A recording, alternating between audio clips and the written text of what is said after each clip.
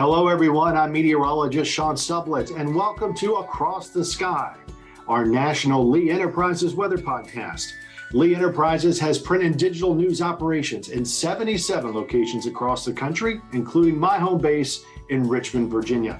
Our normal co-hosts, Kirsten Lang at the Tulsa World and Joe Martucci at the Press of Atlantic City, could not be here this week, but they will be back soon. So this week, it's me and Matt Holliner, who covers our Midwestern locations from his office in Chicago. Hey, Matt, how are things going there in the Midwest? Pretty good. It's nice to look at the Storm Prediction Center convective outlook and not see chances of severe storms, because, it has been nonstop with severe weather really since April. There have been some brief breaks, but it has not gone long where some part of the Midwest has not been impacted with at least a small chance or some isolated severe storms. So that's been a welcome change. Seems like severe weather season finally quieting down. And I actually just got back from a trip to Atlanta, Georgia, helping my brother move into his new apartment there in Atlanta. And oh my gosh, I forgot what real humidity was like. Oh man. I've been a little bit spoiled here in the Midwest because of all these severe weather chances have been associated with a cold front. So the humidity goes up and then it gets knocked down. But boy, nothing like the humidity I felt there in Atlanta. My goodness. They don't call it hot Atlanta for nothing. You know it. And, even here in Virginia, we've been in a quasi steady weather pattern the last 6 weeks. I think a lot of the whole weather pattern has been locked in a very similar situation with the heat in the west and these occasional breaks coming into the east. And we've been on that cusp, but we've been consistently 90, 92, 93, 94 for the better part of 6 weeks. In fact, looking at some of the data, we have not had a night below 70 in 3 weeks. Not that we regularly get below 70 in July and August, but normally get something. But this is the third longest stretch on record here in Richmond, Virginia, which we have not gotten below 70. But as you said, severe weather season, the classical severe weather season is starting to back off. But even so, we're getting flash flood warnings, right? And you still get the occasional severe thunderstorm warnings. So with that in mind, I want to talk about those severe alerts that you get on your phones, where they come from, how good are they? And with that in mind, our guest today is Valerie Sanders, meteorologist and president of WeatherCall Services. She formed a company in 2007 that was among the pioneers in the personal severe weather notification business. Full disclosure, I worked with Valerie's company when I was on the TV about 10 to 15 years ago. Before founding the company, Valerie worked for several large private weather companies in the biz, as we say, in their partnerships with emergency managers and their weather risk management programs. Valerie, thanks for joining us on Across the Sky. Thanks for having me, Sean. I really appreciate you asking me to do this. We love to spread the gospel of severe weather safety. I know, and that is a big thing. As you and I were talking about earlier, there's almost a glut now of the severe weather notification. Going back to earlier this year, and this is how I want to kind of start the conversation going. I was in a county here in suburban Richmond, and I got 2 WEA warnings. And those are the ones that show up on your phone. They stand for wireless emergency alerts. And these are defaulted on everybody's phone, right? And I wasn't technically in either of the tornado warnings that afternoon, but I got 2 WEA alerts, which is, of course, redundant. So Valerie, talk a little bit about how that happens. How is this infrastructure kind of set up, and why has this glut come to pass? That's a multifaceted Isn't question, it? Sean. Let me see if I can break them down. Unpack all that. Unpack all of that. Let's just back up prior to the wireless emergency alerts going live that the public now get on their phone and they have no idea where they come from. They come from the federal government. Prior to that happening, in 2008, technically, the National Weather Service went operational with huge change in the way they fundamentally issue storm warnings. The old way used to be to put the entire county under a warning, no matter where in the county the weather threat was. Everybody got warned for it, whether it was going to impact them or not. And so in the 2007-2008 timeframe, the Weather Service, part of their massive upgrade, moved into what we call storm-based warnings. And everyone has seen these. It's the polygons you see them draw on the screen. It's the polygon. You're either in the polygon or you're out of the polygon. Well, what that really means is they no longer use geographical artificial boundaries. They're actually warning on the cell itself, the actual thunderstorm that is turned dangerous and needs to be monitored. And so now, using computerized mapping, the Weather Service can now draw that box around the storm that's turned dangerous. Each corner of that box has a latitude and a longitude coordinate. So now we have the ability to drill down that warning and only deliver it to the people that are actually inside the box and leave everybody else alone. So that was the fundamental change that started, and that was a really good idea until it wasn't. Yeah. So what could possibly go wrong, right, What Valerie? could So possibly what go what wrong? did that end up causing? Okay, so we've got a vast improvement in how we warn and how specific and precise the warnings can be. And we have the ability now, if we have our act together, to not bother people that don't need to be bothered. So going down parallel track number 2, the federal government was developing the wireless emergency alerts service. That's the one that you're referring to, the one that blows your phone up out of nowhere where you don't even know where it came from. That's the federal government. It was started out with just the FCC and FEMA.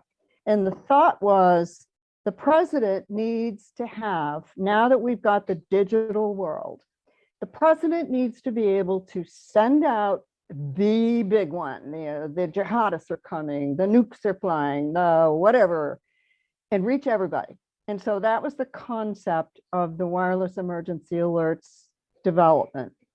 And so prior to 2011, another major incident happened, and that was the horrible kidnapping of the little girl in California that triggered Amber Alert. So they had, okay, now the president can hit the button and reach everybody. And then the Amber Alert, that horrible situation and all of the support that came from that said, you know what, we got the system. We need to be able to put it to use for missing children, missing exploited children, and now even adults, silver alerts. So that was the little extra, okay, there's a little bigger bump in WEA. And then came 2011, which was one of the most active and deadly tornado years ever. The total death toll in 2011, we don't even know. We don't even know. Back to that point, I mean, a lot of us didn't think that kind of stuff was even possible. That kind of loss of life would still be possible. And that super outbreak in 2011. So exactly. Yeah. And so somebody at FEMA went, hey, you know what? Maybe we ought to start delivering weather warnings using this new doohickey thing, communication tool that we've got.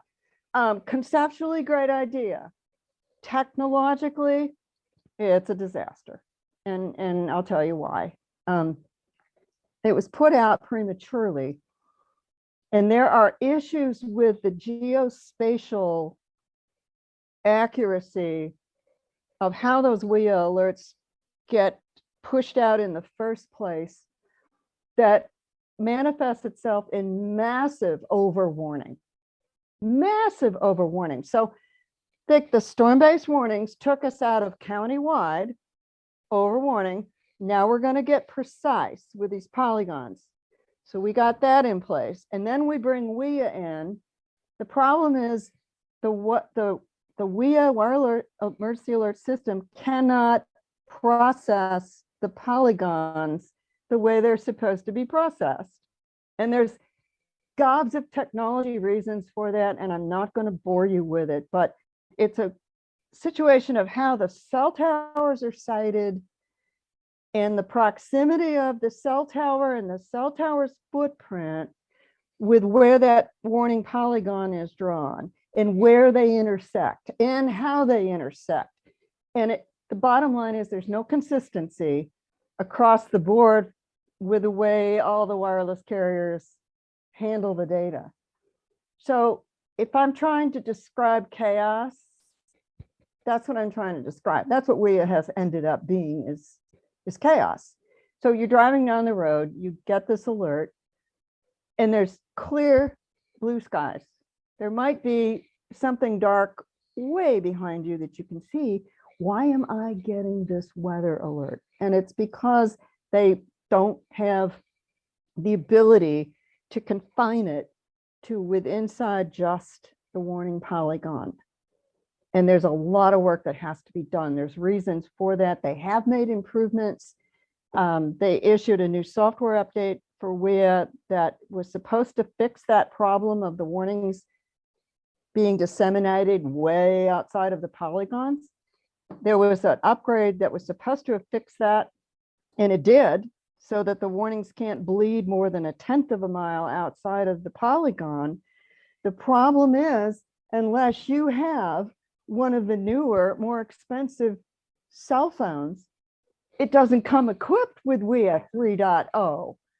So even though supposedly the bleeding outside of the polygon warning problem has been fixed, if your phone the $1,000 phone that you've had for 4 years, and you know what, it works just fine.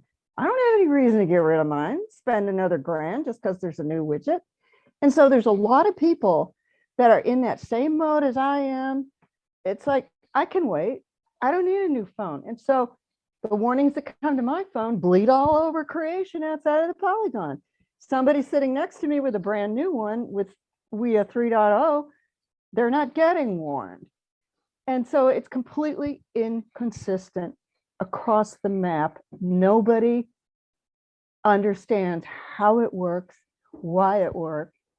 And warning fatigue and confusion is at the highest that I've ever seen it in my career as a result of a lot of this stuff. There's other factors. If that wasn't bad enough, there's other factors that are contributing to it. WEA's bad enough, but it's not the only source of what the confusion is and the weather warning dissemination these days. It's a shame. So Valerie, would you say there's been any improvement since the change in 2011 from the county-wide warnings? I mean, has there been any improvement, or is WEA at this point so bad that you still have a complete entire county being warned for when only a corner of the county is actually included in the warning? Has there been any improvement at all with this, or are we still back at square one like we were in 2011? You know, it's like a one step forward and then two back again. We saw, and part of the station group that Sean was involved with, can I say that on the air, Albritton? Yeah, because they don't exist anymore. They don't exist anymore, right? But the Albritton stations that all partnered with us and launched WeatherCall, and this was the first consumer-facing service built on the storm-based warnings that was ever made available to the public. And so the public went from being overwarned, that's what they were used to suddenly only getting that phone call if they really were in the polygon and they really needed to. So we had the first big challenge for all of us, and I'm talking about all of the Albritton partnering stations and WeatherCall, is when we put this out there, people were so used to being overwarned, they were mad as hell. The sirens are going, and my weather radio went off, and I didn't get a phone call, this thing doesn't work. Oh my God, we put up with that for how, we got smart real quick and realized that unless we show somebody a picture, here's the box, and you're over here, that's why you didn't get a phone call. And as soon as you show them that, bing, they get it and they trust it. And so we went through this whole evolution in the Tulsa market, the Roanoke, Lynchburg market. The other big Albritton was Little Rock. We saw this evolution of how people were responding to the warnings, and it was all positive. It was all positive. The feedback we kept getting was, wow, when we get that phone, we can trust it. Yeah. And they may not get hit by the tornado, but I guarantee you that if they were in the polygon, that storm was mean enough that they're going to remember it. They might have not had damage themselves, but that gave them a good scare. It's just inherent in the way it works. So there has been progress where people made the switch to storm-based warnings, But then what happened was the explosion of the digital apps and the WEA coming out, where WEA broadcasts and blabs the warnings everywhere. And then the free app explosion happened. And that's a whole other topic. But the end result is we have absolutely inundated people with weather information. We used to love to complain and moan about the fact the only way that we could proactively get a severe weather warning into somebody's home and into their head was a no weather radio. And we used to love to beat up on the no weather radio because the best the weather radio can do is it's county-wide, back to what, the way it always used to be. Well, okay, that was the weather warning famine. We are now in a glut, not just a feast, it's a glut. And the primary reason, we is a big piece of that, but that's supposedly, at least the objective was your tax dollars are at work, right? On the free app side of life, has nothing to do with your tax dollars. And it also, unfortunately, has nothing to do with your personal safety either. The free apps are there to make money, not to save your life. Please understand that. For sure. I want to take a little break, regroup a little bit, and I do want to go down that rabbit hole at least a little bit with you with the glut of apps out there. And I don't want to pick on anybody but so much, but we can talk about those things amongst us. So stay with us. We'll be right back with Valerie Sanders of WeatherCall Services on Across the Sky.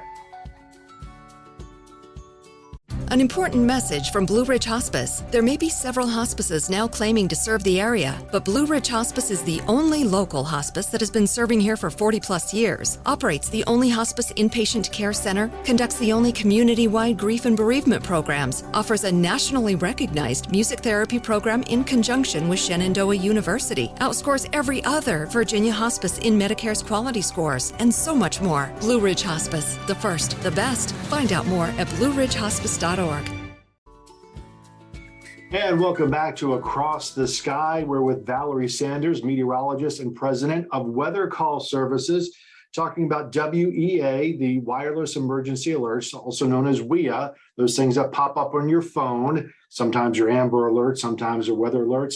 And then there are all these other weather apps that you can download on your phones that may or may not do a good job of telling you what the weather is going to be. So Valerie, let's go down that hole a little bit more about what is the role of some of these apps, because there's not a lot of oversight as to who can write a weather app and how they're going to send you a warning and what do they care, right? Actually, Sean, there is no oversight. Not a lot, none. Okay, then. I am going to touch on that a little bit. Like, how did that possibly happen? And I can understand how it happened because I'm an old geezer. I've been around for a long time. When the Weather Service was modernizing, they also recognized that what they were going to be bringing to the table represented an explosion in technical data. And they didn't want to be in the direct dissemination business of all this data now that they're going to be collecting. And so in the planning phases for this new technology, one of the fundamental decisions that was made was that the Weather Service, they maintain all the systems, they do all the science, they do the forecasting, they actually get down to the point they are going to warn on that big bad. So when the Weather Service hits send, and this is what most people don't understand, they're done. They're finished. No, I think that's a great point, because I think, Valerie, a lot of people still think that nobody is physically issuing a warning, because somebody does physically have to issue a warning. That is a man or woman or what, having to sit there and go click, off it goes. Somebody has to do that work manually. Right. But once they hit send and they have issued that official warning, it is 100% the responsibility of the private sector to disseminate that warning. With the exception of that be the NOAA weather radio? With the exception of the NOAA weather radio. You're right. Exactly. And now to some extent, we are, but we'll come back to that in a Mhm. little bit. Let's talk about this fundamental decision that the Weather Service will not disseminate, the private sector will disseminate. Okay, that's good. And I understand why they made that decision, because that has the ability to get out of control quick. And Yes. they're not set up to be able to manage the disseminate, everybody's going to want to eat this data that they're producing. So when that decision was being made, what they absolutely could not have possibly predicted was the explosion of the digital app world and the development and explosion of free apps. And I'm not talking just weather, I'm talking free apps, period. What role do they really perform? They send information to you, yes, but attached to that little snippet of information that they think you need, what is it? Clickbait. There's a little banner ad. So when you use a free app, that's the cost. You're selling yourself, because if you click on that little banner ad, they just captured everything they need to know about you.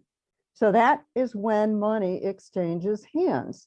So think about it. The scientists are trying to get the warnings smaller so they're more believable. So now they've opened up the gate to create weather warnings to function like little Trojan horses that can carry the clickbait right in onto your phone. And if you click on it, somebody's going to make some money. Well, the click-through rate, and this is from the Advertising Council of America, the click-through rate is somewhere between 2 and 2.6%. That's pretty low. So what that means is they got to send you a lot of stuff. They are motivated to push as much information onto your phone as they can possibly get away with, because that's increasing the odds you're going to click on the clickbait, which that means somebody's going to make a shekel or two over somewhere. And so the Weather Service had no way of predicting this was going to happen. And so when they opened up the floodgate, like, what could be a better reason to send a push notification to somebody, official information from the National Weather Service? It might be something you absolutely do not need to know, but it's official information from the National Weather Service and a perfect excuse to send a push notification to that free app. Here's a shocking statistic. Do you know how many, now we are talking just weather apps, how many weather apps there are in the app stores? Any guess? Oh my gosh, I want to say dozens, but that's probably underdoing It's it. over 30,000. Yeah. I was going to say, I think it's probably in the thousands. It's gigantic. And if you go in and really look, who are the developers? You're going to find that they're in foreign countries, a lot of them in Belarus. Yeah, we want to be doing business with those guys right now, don't we?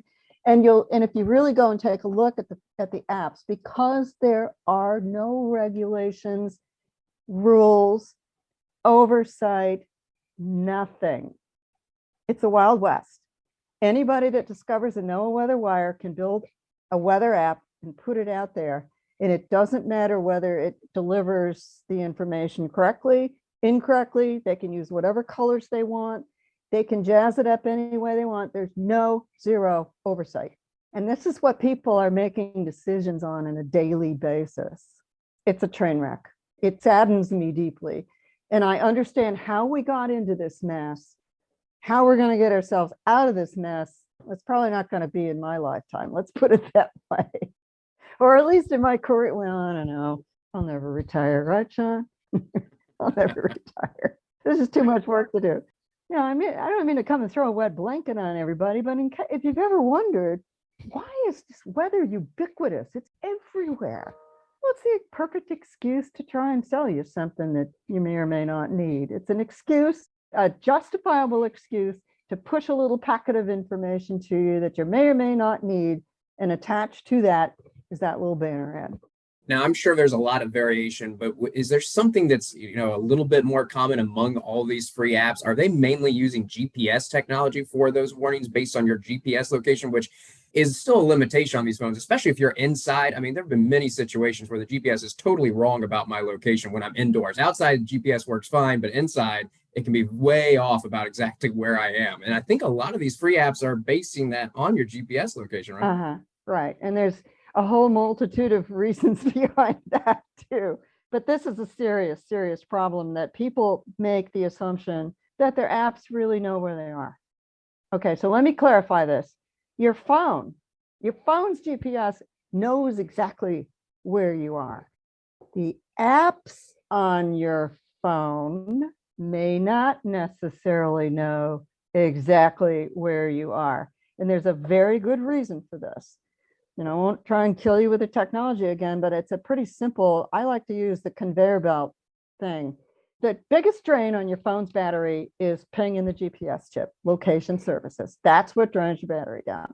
Now think of the free app explosion. It went from 0 to 10 million in the course of 10 billion. It's just everywhere. Average Joe has 35 apps downloaded on their phone. That's the average. And that's not our statistics. That's from the communications, you can find that stuff anywhere. 35 apps. All those apps want to ping the location services. Why? That's how they sell you stuff. Exit here for Chick-fil-A, right? So they all want to be pinging the GPS, and the phone's going, hey, wait a minute, I want to protect my battery from all you guys. And so there are now operating system things that have been built in for the phone to try and protect its own battery life. And it does that by throttling back the frequency by which those apps are allowed to ping the GPS chip. Well, if you're Home Depot, so what? If you're the weather app that you're relying on to keep you out of a tornadic storm, this could be a real problem because we did extensive testing on this last year. What we're finding is most of those apps, you got the normal number 30, 35 apps on your phone. Those apps are pinging maybe twice an hour, more likely once an hour, that they are actually reporting their GPS coordinates. So if you're sitting still, no big deal. As soon as you put your car in drive and you're going down the highway 70 miles an hour, guess what? It's a problem. Think of how far you can travel at 70 miles an hour if your app is only reporting once every 90 minutes. So your app is going to be showing you matched up with weather that's somewhere else. So this is the next major thing that's coming down the pike. People don't understand this yet. They will. People are starting to get hints and clues about the fact that maybe the phone really doesn't know where I am. It's telling me things, and unfortunately, it's a lot worse than what we thought. One of the things we try to do is peel back the curtain on some of these things. We don't want to bombard people with info, right? Like we don't want to overwarn, right? But when people have questions, they want answers, right? And yeah. I think that's one of the keys here is that just because you download a weather app doesn't mean it's going to take care of you. If there's not much oversight, if any oversight, you still need to be very conscious of where you're getting your information. Now, look, to be fair, we know there are certain larger private weather companies that do better than others. And that's probably why they do most of the, have most of the market share. And that's just the way of the world.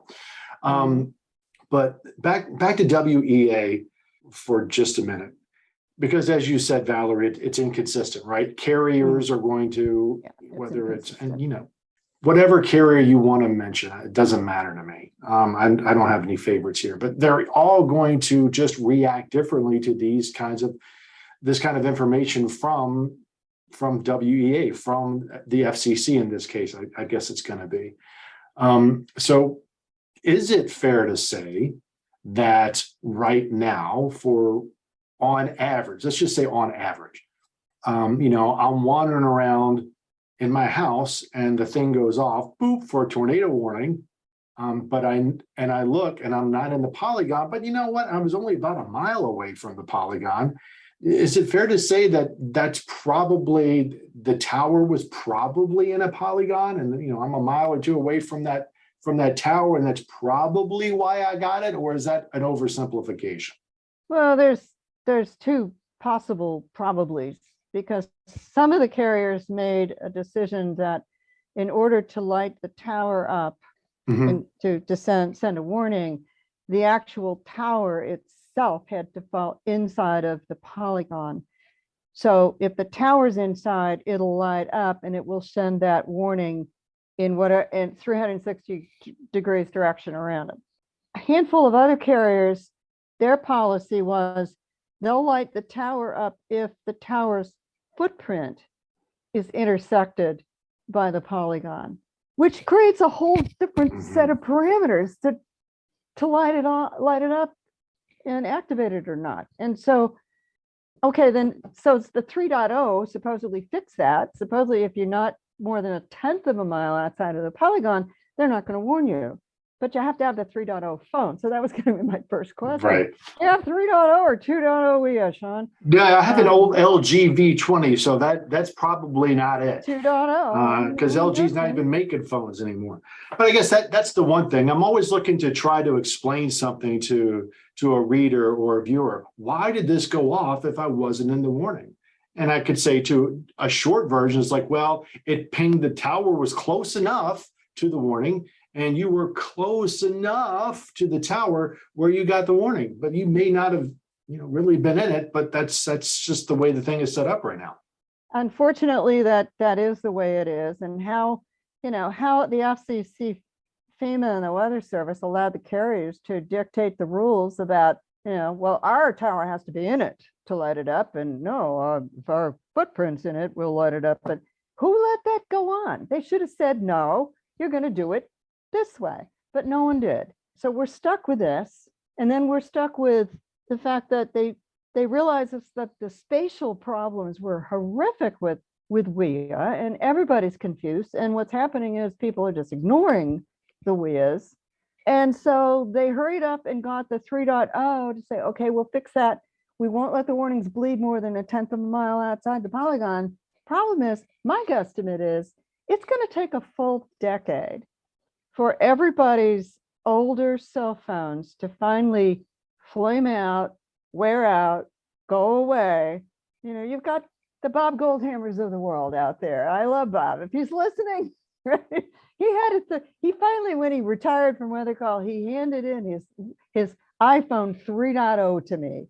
I said, no, Bob, please just take it to a museum and donate it. Tell everybody what Bob did for you there. He was our resident emergency management expert and representative for many years on our enterprise class services, and he was phenomenal. But how long is it going to take for everybody to get rid of those old phones? And until that happens, the 1/10 of a mile fix is really moot. So we've got another 10 years to continue to confuse people when they get a wireless emergency alert about a tornado warning or a flash flood warning. So let me ask you this. Is there anything that can be done before 10 years out? I mean, I think everybody listening to this realizes this is a problem. This is not how we should be doing things. And certainly we can do something better than waiting 10 years for everybody to get a new phone. So what can be done right now to fix the problem in a couple of years instead of 10 years? That's kind of a segue into the private sector companies. You can spend a little bit of money and get the warnings done right. I'm not being facetious. I'm actually being very serious about that. WeatherCall has never been free. It's always been right around $10 a year for the service. And if anybody has ever had a good scare, and then they've gotten WeatherCall and they realize the accuracy of the warnings and the trust that they can put in the fact they're not going to be overwarned. If you get a WeatherCall, it means business. The storm's got your name on it. And so the quick answer to that is, how much do you value your life? Do you value your life? Our newest product, which is superior to everything that's out there now, because we're now digging deeper into the warnings and separating the real dangerous stuff from the garden varieties. Our warnings are just getting better and better and better. Is your life worth $12 a year? Well, I guess the other thing I would say, Valerie, is your time also worth that? You know what I mean? Is it the frustration? How much is that worth? Because as you said, free does come with a cost. Yes, and look, for any private company, some are going to be better than others. And you, as they say, caveat emptor, let the buyer beware. Understand that there are going to be some organizations that just do this better than others. They've spent more time to do it right. And, you're going to have to go out and do your research as a consumer so that you're not surprised and or disappointed because of these things. I mean, look, I think all of us here know that every meteorologist has radar scope on their phone, and that's $10 a year, right? And it's clearly the meteorologist's favorite radar app, right? I mean, I don't know anybody that doesn't have it. So, you get what you pay for. That's kind of the way things work. And you just need to be mindful of that. You just can't just download any app and think it's going to take care of you, because it doesn't work that way. The president of the company that founded RadarScope and I are very good friends. And we've had this conversation many, many, many times about what they value. Right. And how to move someone's perception of weather safety, how to move the needle on that and say, look, this isn't free, but what you're getting for your $1 a month could save your life. And save you a lot of headache, sure. And what we've seen over the years, we've been at this for 15 years, the people that signed up in the early days, they never go away. They never let it go. They trust WeatherCall so much that they won't let it go. So we're just making it better. I mean, that's our responsibility then is, okay, let's see what we can do. We innovated in 2007 with WeatherCall and storm-based warnings. Now we're innovating again by making those warnings even better, so even more trustworthy. And we're also incorporating a ready, set, go mentality into some of our products, because another thing that really bugs me personally as a meteorologist is when I see a weather event, there's damage, something bad happened, and there's always the interview with, it came out of nowhere. It came out of the blue. No, folks, dangerous weather does not just come out of the blue. It doesn't happen.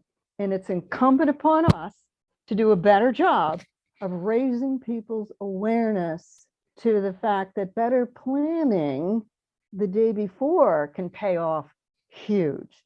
And that's the real focus of what we're doing with the work that we're involved with now with the RV and camping space. We're trying to get people to think not 2 hours ahead, think 12 hours ahead. And if we send you a little snippet of information that says, hey, by the way, the campsite you're planning on going to is in a moderate risk, why don't you consider maybe changing your plans? That's a much, much better use of all of our time. And let's just avoid a mass casualty whenever we possibly can. That's the bottom line.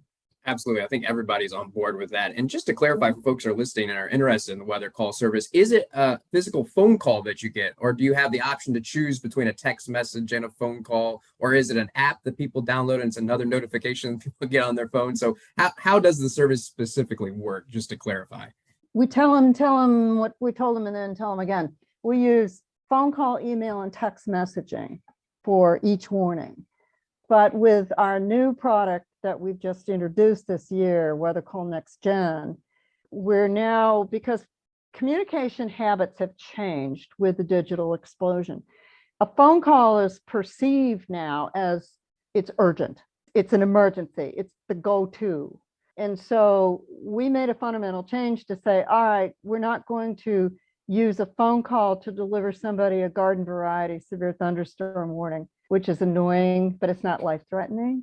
We keep parsing the data after the initiation of the warning.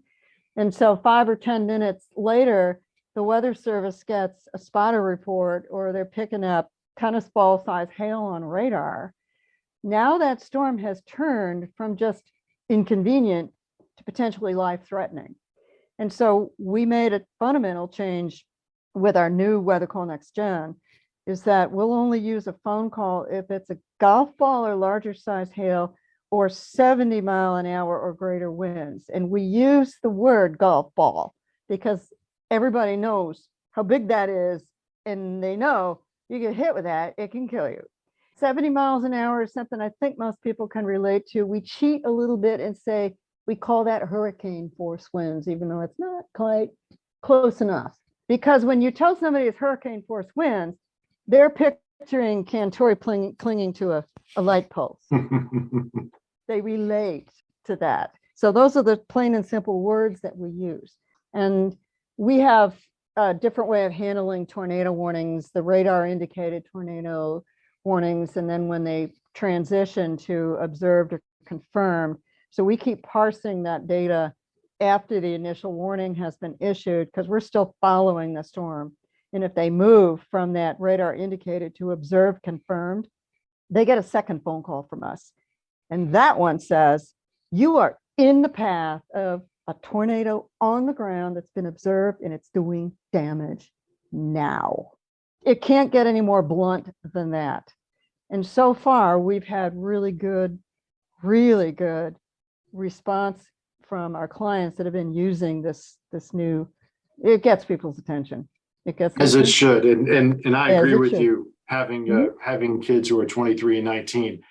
Phone call is very different than a phone call 10 or 15 years ago. They're like, why did you call, Dad? I'm like, why didn't you just text? Yeah.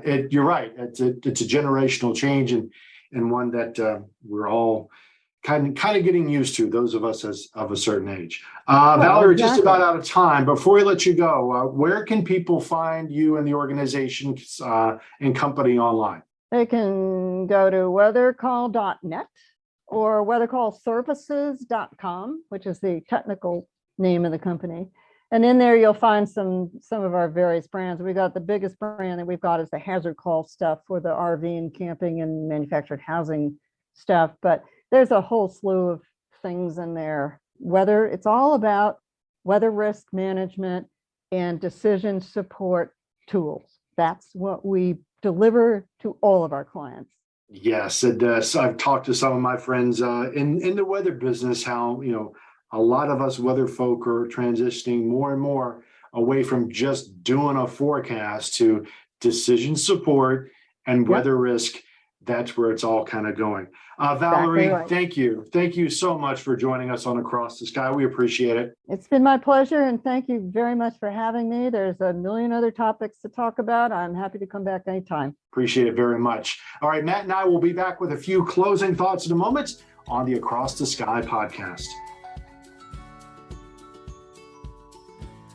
And we're back on the Across the Sky podcast. I'm meteorologist Sean Sublett, along with meteorologist Matt Holliner in the Midwest, serving our Midwest communities from Chicago. Matt, what a great conversation with Valerie Sanders over there at WeatherCall about the ins and outs, peeling back the layers of weather warnings. And, I think the frustration that a lot of us have, who are trying to communicate when the weather is truly bad, is that we're not over warning. And I think that's one of the things she really helped illuminate. Yeah, I think she said it best, where it's really a mess right now with, the various different types of technology. Some cell phone carriers doing one way, others not. Like, there's got to be a better way. There's got to be some regulation. And the most frustrating thing is she's proven with her service that it can be done. You can improve the accuracy of these warnings. It can be improved. So, like, why haven't we done that already? I mean, again, when this was initiated in 2011, been 11 years now, I think we could do a little bit better. Yeah, I mean, and I think she alluded to this too, it is clearly better than it was 15 or 20 years ago, right? When nobody knew anything, what was coming. All you could get is off the weather radio or somebody scrolling and breaking into your television or on the radio. But I think in this era of very, very personal communications, very personalized media, if you will, through this digital age, it's tough. It is tough to get everyone sending the same message at the same time when everything is so fractured in the digital space. So, I mean, and look, I don't want to sit here and go, this app is better, da, da, da. But look at the apps, look closely at where they are coming from when you download them. Yes, there are some big weather players out there, but look, I don't have them on my phone. I mean, I don't. And look, I got nothing to, I'll go ahead and say Weather Channel. I like the Weather Channel. They're good people. I don't have their app. I don't need it. Of course, I'm a weather geek, so that's why I don't need it, but I don't have anything against them. I just have other ways to get that weather information on my phone. And that's a personal decision. I'm not going to sit here and say these people are bad or these people are good. It's just, you got to go back and decide what's worth your time, and who's performed the best and who's going to work for you. Yeah, I would say do a little bit of research before you download that weather app. Make sure that it's a reliable one that, at the very least, the good old reviews on the the iTunes store. Make sure that it's an app that's been downloaded a lot, that has good reviews. And then I would also say after you download the app and you find a good app, go to the settings for the notifications that app is going to send you, and double check to make sure you're not getting absolutely everything, because then you might get too much. The biggest thing I see is people get notified about special weather statements and hazardous weather outlooks, which is a product that the National Weather Service issues. But to be honest, it's really for meteorologists. It doesn't mean, it's not the same thing as a warning or even an advisory. These statements and outlooks are very different and much lower threat, but sometimes the phone will still notify you about those things. And really it's an unnecessary notification. All you really need is if an advisory has been issued, a watch has been issued, a warning has been issued, but people are getting notifications for statements and hazardous weather outlooks. And I think people are equating those with warnings that they have the same threat, when really it's just a discussion that there might be the potential for some severe thunderstorms later in the day, but no severe thunderstorms are actually happening in these hazardous weather outlooks. So be careful and try and just limit it to warnings, advisories, and watches, and get rid of the statements and outlooks. And I think that'll help cut back on the number of notifications you're getting on your phone. And for me personally, I don't really like the rain alerts either, because those are questionable accuracy. It's like, I mean, in theory, it sounds great. And I like the lightning alerts to a greater extent, because that can give you a heads up, hey, I need to head inside, which is critically important, especially with the increasing number. And just like the last month, we had more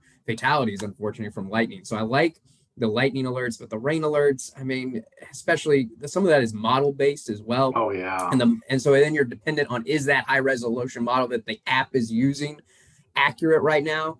And the chance that it's actually going to start raining in 13 minutes, it could happen. Sometimes it does, but there are a lot of times when it's not. And I think you're going to get a lot of unnecessary statements. And then one day you're going to miss a tornado warning, something really important, because you're just so tired of all the notifications popping up on your phone. Yeah, I think that's a very good point, Matt. Is lightning, careful how I say this, lightning is easy. Lightning strikes at a point, the lightning detection network, whether it's Valerie or whoever, picks that up and is discrete. This has happened within X amount of miles of you, as opposed to, it's going to rain in 15 minutes, where you have to assume a lot of things that are going to continue to happen before you get a little notification like that. Because as you well know, especially this time of year, June, July, August, in the convective season, where you have thunderstorms that are smaller, they're not on a very consistent trajectory at a certain direction through a certain speed. And that's hard. I mean, I've gotten some really bad notifications about it's going to rain in 15 minutes on my phone. And I largely just ignore those. But at the same time, I do appreciate, okay, there was lightning nearby. I dig that. That's fine. But this is one of these things. Everybody has to decide what's going to work for them and what their level of risk is. And how many times a day they want to be distracted and get another bing, bing. Like another one of those things. Yes, I'm showing my age and I really don't like those things. All right, Matt, we're going to wrap it up so for Matt Hollander in Chicago, and of course our colleagues, Kirsten in Tulsa, and Joe, who, by the way, is running around in Europe right now. I can't wait to see his time. I can't wait to see his story, see his pictures and hear his stories when he comes back. I'm meteorologist Sean Sublett from the Richmond Times-Dispatch in Richmond, Virginia, for Lee Enterprises. Thank you for listening to Across the Sky, and we will see you next week. And stop.